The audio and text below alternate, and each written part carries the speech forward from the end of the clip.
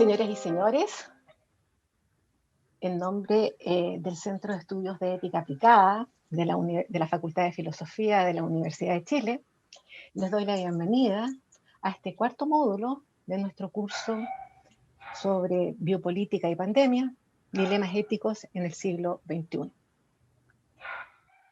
Si bien este módulo tiene como subtítulo la idea de pensar el futuro post-pandemia, les voy a advertir que hemos orientado esta entrevista un poco a comprender lo que está pasando, para que podamos comprender lo que puede pasar, ¿ya?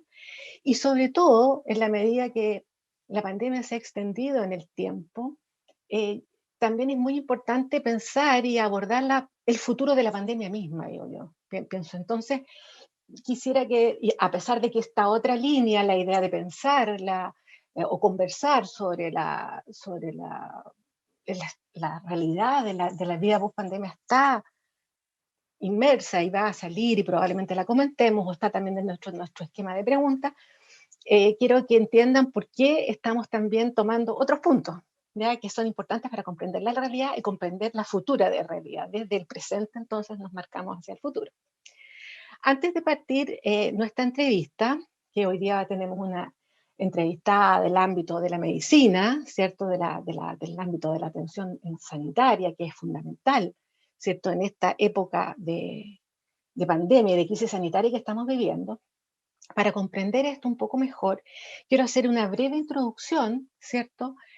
Para que comprendamos el contexto que ocupa la medicina dentro de esto que se ha denominado la biopolítica y la administración del biopoder. Y voy a hacerlo corto y esencialmente me voy a referirme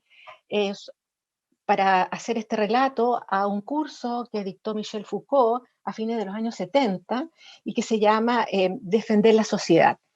Especialmente al final del curso, él redondea su curso y entonces es una de las primeras veces en que sale planteado estos conceptos y estas fórmulas. Como les contaba entonces, en este curso denominado Defender la sociedad, Michel Foucault nos hace ver que a partir del siglo XVII se produce un giro en la forma de expresar el poder. El poder deja de expresarse como un poder de muerte de un soberano divino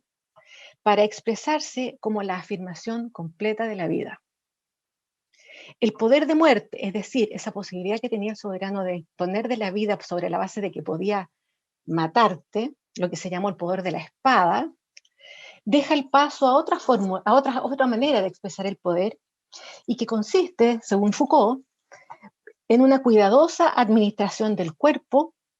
y la planificación matemática de la vida. Foucault trata esta transformación no a nivel de la teoría política, sino más bien en los mecanismos, en las técnicas, en la tecnología del poder. Y en este sentido, distingue dos modos complementarios de estas tecnologías del poder. La primera de estas técnicas de poder se centraba esencialmente en el cuerpo. Es una tecnología disciplinaria del trabajo y aparece a partir del siglo XVII y XVIII. Este poder disciplinario se aplica entonces a los cuerpos, a los individuos, y es una primera adaptación del poder aplicado a la vida, al hacer vivir. La disciplina consistió principalmente en la vigilancia y el adiestramiento. Fue la más fácil de realizar y la más temprana. Se llevó a cabo a nivel local,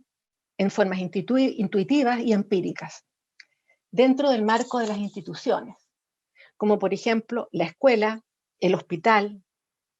el cuartel, el taller, etc. Una segunda tecnología no disciplinaria que partiría como en la segunda mitad del siglo XVIII, del siglo XVIII, a diferencia de la disciplina que se dirige al cuerpo, esta fórmula de expresar el poder se destina, por así decirlo, no al hombre cuerpo, no al ser humano cuerpo, sino que al hombre vivo, al hombre ser viviente. en el límite de lo que podría ser el hombre-especie. De este modo, entonces, nos encontramos con una segunda adaptación del poder, esta vez a los fenómenos globales, a los fenómenos de población, a los procesos biológicos, biopsicológicos y biopsicológicos de las masas. Como ustedes verán, ¿cierto? El contexto del quehacer médico dentro de este desarrollo tiene un rol preponderante, y así lo considera también Foucault, siendo el más importante de alturas trascendentes. Y nos dice Foucault en su mismo curso, ¿cierto? Él sostiene que la medicina es un saber-poder. Un saber-poder que se aplica sobre el cuerpo y sobre la población, sobre el organismo y sobre los procesos biológicos. Por lo tanto, va a tener en consecuencia efectos disciplinarios y efectos reguladores. De este modo vemos entonces que la medicina se aplica a ambas series en esta transformación del poder aplicado a la vida, ¿cierto? Se aplica a la serie, a la serie cuerpo, organismo, disciplina, instituciones, y a la serie población, procesos biológicos, mecanismos reguladores, Estado. Vistas así las cosas, entonces, a partir del siglo XIX, sostiene Foucault, la medicina y la higiene se torna en un elemento de trascendencia considerable por este nexo que establece entre los procesos referidos al cuerpo y los procesos referidos a la población. Con esto, la medicina va a ser técnica política, según Foucault, y una técnica política que interviene y que con efectos propios. En síntesis, la medicina como saber poder, ¿cierto? Tiene capacidad o interviene en estos dos aspectos, ¿cierto? Del fomento de la vida o del cuidado de la vida, según lo plantea Foucault, ¿cierto? Y por lo tanto va a ser también considerado por él como una técnica política de intervención y que tiene efectos propios. Hasta ahí dejo la introducción, el contexto, espero que haya quedado relativamente claro. Y a continuación quisiera pasar a presentarles a nuestra invitada de hoy. Hoy tenemos el placer, ¿cierto?, y la fortuna de contar con la presencia de la doctora Francisca Crispi. La doctora Crispi es médica, académica de la Escuela de Salud Pública de la Universidad de Chile, magíster en Salud Poblacional por la London School of Economics and Political Science y es presidenta del Colegio Médico de Santiago. Doctora Crispi, bienvenida. Muchas gracias por estar hoy día con nosotros. Hola, muchas gracias por la invitación a este interesante espacio. Espero que podamos profundizar sobre los temas propuestos, que creo que son de mucho interés, a veces desde la disciplina, desde la salud y desde los centros de salud, a veces pasamos estos debates por encima y creo que es muy importante el tener estos espacios de reflexión y profundización. Qué bueno, me alegro. Bueno, partiendo, una primera pregunta que yo le quisiera hacer, doctora, quisiéramos hacerle, tiene que ver, digamos, con la visión global, para que comprendamos un poco mejor la medicina desde un punto de vista más certero, digamos, menos intuitivo de lo que tenemos normalmente. Entonces, quería preguntarle yo, en concreto, ¿cuál es la función de la profesión biomédica en general? Y en particular, ¿qué se entiende por salud pública? ¿Cuáles son las funciones de la medicina y de la salud pública en general en tiempos de normalidad y en tiempos de crisis sanitaria? ¿Con qué disciplinas trabaja? ¿Y cómo se relacionan estas disciplinas entre ellas? Por último, y un poco a manera de síntesis, quería que nos contara cuál sería el sentido colectivo de la salud. Gracias por esta primera pregunta. Bueno, la profesión biomédica, que la vamos a entender como todas las profesiones asociadas a la salud, que bueno, tenemos por un lado la medicina y también lo que es la enfermería, la terapia ocupacional, la matronería, la fonoaudiología, los químicos farmacéuticos, la kinesiología, que todos conforman el equipo de salud que trabaja en la forma clínica más en forma directa con los y las pacientes en distintos niveles, desde la atención primaria de salud hasta la atención más especializada, por ejemplo, en un servicio de pacientes críticos. La función de esa profesión biomédica es el desempeño de tareas encaminadas a promover y restablecer la salud, ¿ya? Y en esa tarea de promover y prevenir la enfermedad y restablecer la salud está todo el proceso de, tanto hacer actividades de prevención y promoción, como también identificar, diagnosticar y curar enfermedades aplicando un cuerpo de conocimiento especializado, que en este caso, bueno, hay distintas corrientes, pero creo que lo que más se utiliza ahora es la medicina basada en la evidencia, en la cual se intenta guiar la práctica médica por la sistematización de la última evidencia disponible, evitando la mayor parte sus sesgos, con también limitaciones en la generación de ese cuerpo de evidencia que podemos profundizar después. Creo que es una profesión en la cual domina el espíritu de servicio a las comunidades, de las personas, también persigue el beneficio, debería perseguir siempre el beneficio de los y las pacientes y las comunidades antes que el beneficio propio o con algunos otros intereses que pueden estar involucrados. Y también creo que es una parte fundamental de la profesión y en general del ejercicio es la aplicación de conocimiento de forma ética, ya que hay muchos momentos en el ejercicio de la profesión que creo que está lleno de situaciones en las cuales las decisiones no son fáciles, pero tiene que existir una formación ética y una forma de tomar las decisiones que se base en ciertos principios que los vamos a ver después. Luego, si vamos a la salud pública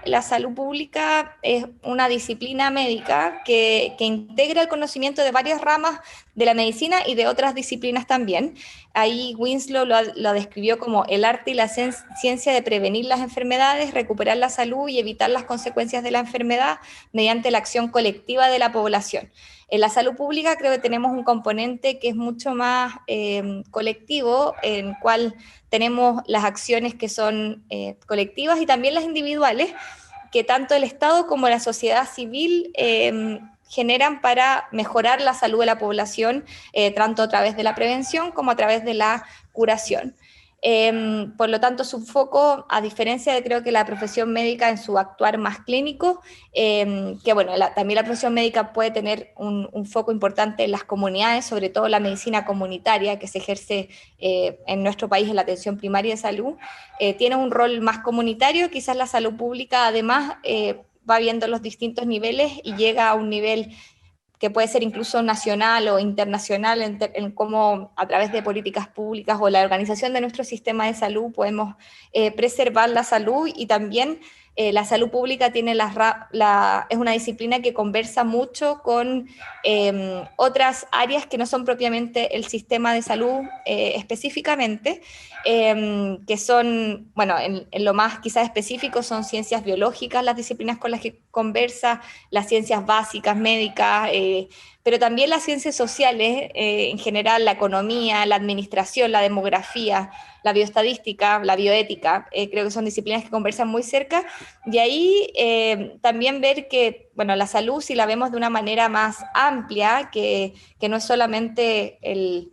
no ver como la curación de la enfermedad como el único quehacer de la medicina, sino como la salud, si la vemos de una manera más integral, no es solamente la ausencia de enfermedad como la ha definido la OMS, sino que es el alcanzar el máximo bienestar físico,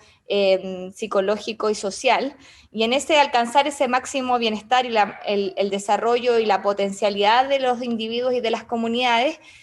claro que se ha ido cada vez demostrando más que el rol del sistema de salud es muy limitado en el alcanzar el máximo nivel potencial de salud, y tiene mucho más rol las condiciones de vida, o como les llamamos a veces los determinantes sociales de la salud. O sea, las condiciones en que las personas desarrollan su vida, su nivel socioeconómico, si vamos a los determinantes más estructurales, la clase, el género también, la etnia, y cómo eso va determinando los determinantes intermedios, los cuales, como las personas nacen, crecen, sus condiciones de trabajo, sus condiciones de transporte, de vivienda, los espacios que ocupan, claramente tienen un peso mayor. Se ha visto cada vez más que tiene un peso mayor sobre la capacidad que tienen las personas de tener una vida saludable. Y ahí vemos todo el rol de las políticas públicas, el diseño de las ciudades, el transporte, la vivienda, la distribución del ingreso, la normalización de la violencia de género. Son todas ramas que si bien tradicionalmente la salud pública quizás la vemos desde más de la organización del sistema de salud, pero cada vez nos damos cuenta más que esas políticas que no son directamente del sistema de salud, sino que son desde otras áreas, y ahí surgió el concepto de salud en todas las políticas, tienen más peso en la salud de las personas y de las comunidades. Muchas gracias, doctora. Muy, muy interesante lo que usted nos comenta. Ahora, como bien vimos y comentábamos, la medicina es un saber poder, ¿cierto? Y como tal, ¿cierto? Y usted misma lo planteó a propósito de las necesidades de la ética, digamos, en medicina. Este poder que, por ejemplo, ahora hemos visto cómo, digamos, a partir del Ministerio de Salud y los expertos se nos dice cómo tenemos que funcionar, cuándo podemos salir a caminar, etcétera, que tenemos que andar con mascarilla o no, etcétera, de a cuánto nos podemos reunir. Entonces, vemos, ¿cierto?, que aquí, y esto lo planteo no solo necesariamente ahora, como en pandemia, sino que este saber poder es muy fuerte y lleva con ello una tremenda responsabilidad. Entonces, quería preguntarle, ¿cuál podría ser o cuál sería la ética que corresponde a este quehacer específico, como, sobre todo en la línea de la administración de los grandes problemas como este, no necesariamente dirigido a la ética clínica misma, ¿cierto?, sino que son de resolución de ética clínica o ética profesional, sino que esta otra idea que tiene implicancias, digamos, político-sanitarias y político-sociales, etc. ¿Cómo podríamos pensar eso? Sí, yo creo que bueno, hay dos líneas que creo que son interesantes para aplicarlas a las decisiones. Una es la línea de la bioética, que bueno, la aplicación quizás es más clínica, pero también se puede aplicar a las decisiones de salud pública. La línea de la bioética, bueno, tenemos los principios de Beauchamp y Childress, que son los más conocidos y quizás aplicados tanto a nivel de la clínica como a nivel de la salud pública, que son los principios de beneficencia, no maleficencia, autonomía y justicia, siendo la beneficencia la obligación de prevenir o aliviar el daño o hacer el bien en búsqueda del beneficio máximo para las personas o comunidades. También tenemos el principio de no maleficencia, de no hacer daño, el principio de autonomía, que es como las comunidades y las personas se tienen que autodeterminar en sus decisiones, y eso, bueno, aplica muchísimo, por ejemplo, en todo, en las decisiones de fin de vida, en las políticas de derechos sexuales y reproductivos, y el principio de justicia, que también creo que se aplica mucho al momento actual, en el cual cómo damos a cada persona lo que necesita, y cómo organizamos una respuesta sanitaria que sea en función de las necesidades y no en función de otros privilegios o discriminaciones, que creo que caemos muchísimo en eso en nuestro sistema actual. Y también creo que hay una relación muy grande de las decisiones con los derechos humanos. O sea, la Constitución de la Organización Mundial de la Salud, también la Carta Fundamental de los Derechos Humanos, el derecho a la salud es un derecho humano fundamental, y el goce del grado máximo de salud que se pueda lograr es uno de los derechos fundamentales de todo ser humano. Y ese derecho a la salud incluye tanto el acceso oportuno, aceptable y asequible, a servicios de calidad suficiente, como también la posibilidad de desarrollar la vida de manera saludable. Y el derecho a la salud creo que abarca, por un lado, libertades y también derechos, la libertad de decidir sobre nuestras decisiones de salud sexual y reproductiva, o también qué tratamientos quiero tener o no, y el derecho a acceder a los sistemas de salud. Creo que en este momento, claro, estamos en un momento donde las políticas de salud pública, por un lado, pueden restringir las libertades individuales, pero creo que si es que guiamos esa política por la búsqueda del sentido colectivo de lograr la mejor salud para la población, y guiamos esa respuesta con un enfoque de derechos humanos, no hay contradicción entre las políticas que se pueden tomar. O sea, claro, si es que podemos entender que hay restricciones en las libertades en términos de movimiento, pero si esa libertad, o sea, si esa cortación de la libertad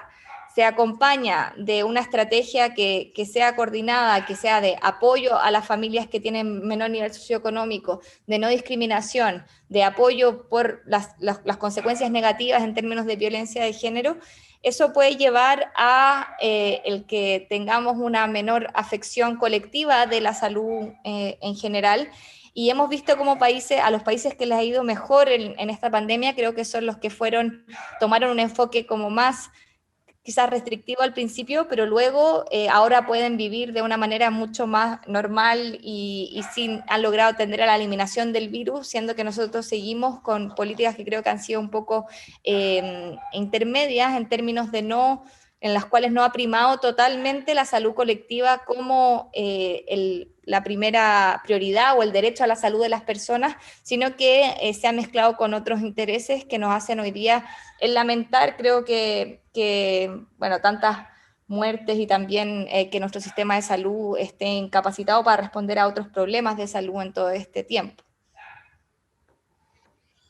Muchas gracias, doctora. Ya como que las preguntas siguientes que yo le quería hacer está como bastante abordada, que justamente se refiere digamos, como especialidad, ¿cierto? Porque en este minuto, en pandemia, se toman decisiones políticas generales y sin duda la profesión biomédica en general toma decisiones, pero también toma decisiones y también aconseja de los protocolos, los procedimientos a tomar en un caso como esta crisis sanitaria. Y entonces a mí me gustaría que, ya complementando un poco lo que usted nos comentó en la respuesta anterior, digamos, de cómo se decide, cómo se hace para decidir estas situaciones, y sobre todo pensando en los valores o los bienes humanos que están en juego en esta situación, como por ejemplo la vida y la salud versus la economía, o la seguridad versus la libertad, o cómo en un caso así, por ejemplo, en una situación como esta, podemos resguardar los derechos fundamentales de las personas. Cómo se puede resguardar la vida privada de las personas, que también empiezan a trabajar los datos, empiezan a trabajar las mismas clases online, hay una serie de cosas en que los datos empiezan a quedar en manos de la red o de otras instituciones y son parte de la vida privada de las personas. Y también quería, ya proyectándome un poco hacia el futuro, digamos, si es posible que esta, como consecuencia de esta crisis, de alguna manera, se haga como habitual esta situación de los derechos fundamentales y que ellos pudieran quedar limitados de manera relativamente indefinida. Sí, bueno, con respecto a quién como toma las decisiones, creo que son los estados quienes tienen el poder de tomar las decisiones sobre todas las políticas como implementadas en los países, y ahí los organismos internacionales tienen el rol o cumplen el rol de entregar recomendaciones para que estas decisiones creo que vayan en la línea correcta, pero poca injerencia sobre lo que ocurre en cada país y cómo se toman las decisiones. Y bueno, vemos por ejemplo el caso de Chile, en el cual el Estado, o sea, el presidente y el Parlamento deciden este estado de excepción constitucional en el cual, claro que los derechos como individuales quedan bien postergados a supuestamente un sentido de salud colectiva, que es lo que ocurre en una pandemia. Ahí, bueno, entre las distintas, como la pregunta de cómo se conjugan distintos derechos, yo creo, bueno, la dicotomía de salud versus economía, que la han utilizado mucho en esta pandemia, yo creo que no es tal, en el sentido de que, bueno, vemos a la luz de la evidencia que los países que mejor la han hecho, con mejor les ha ido económicamente en la pandemia, son países que han logrado controlar la transmisión. Por lo que creo que la clave era no, o sea, sin salud no hay economía posible. Si es que están las personas enfermas, si están los hospitales colapsados, claramente no vamos a poder volver a un funcionamiento normal ni de las empresas de ningún tipo, ni de la vida en general. Por lo que creo que ahí como la salud tiene que ser la prioridad en términos de controlar la transmisión, y en función de que podamos controlar esa transmisión, la economía va a surgir de manera espontánea. Y creo que eso a veces nos perdemos como en las prioridades que hemos tomado, y creo que la decisión no es una o la otra, sino que una conlleva a la otra. Luego, seguridad versus libertad, claro, las restricciones que han significado en términos de movilidad es una limitación que creo que ha surgido en esta pandemia, ya que en realidad el disminuir la movilidad conlleva la disminución de la transmisión viral directamente. Ahí el enfoque de Naciones Unidas, que creo que, bueno, que tienen documentos sobre derechos humanos en contexto del COVID-19, como que refiere cómo estas restricciones del movimiento deberían ser como las estrictamente necesarias para un propósito claro, proporcionado y no discriminatorio, o sea, cómo no discriminamos a ciertas poblaciones a moverse y a otras no, sino que esto tiene un sentido que es epidemiológico. Y también creo que la comunicación es muy importante, o sea, cómo las personas entienden cuál es el sentido, cómo se toman las decisiones, creo que es muy importante, cuál es el sentido sanitario de estas decisiones, y en la medida que comunicamos eso bien y entendemos como sociedad que es por un bien estrictamente colectivo, que creo que eso a veces no ha quedado tan claro en la pandemia en Chile, y eso genera mucha frustración y un sentimiento de atropello que yo comparto, porque al yo no entender quién está tomando las decisiones y cómo la está tomando, claramente esta restricción a esta libertad de movimiento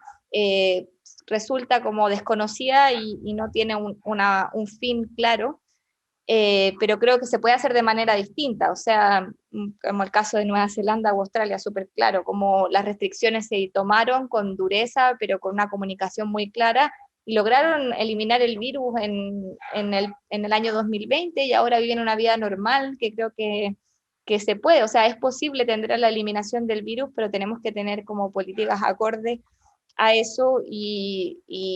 creo que ahí claramente se perpetúa más la restricción a las libertades si no tomamos las decisiones correctas. Luego, ¿cómo resguardar los derechos fundamentales en estado de excepción? Yo creo que la respuesta, lo repetido, se tiene que guiar por los derechos humanos.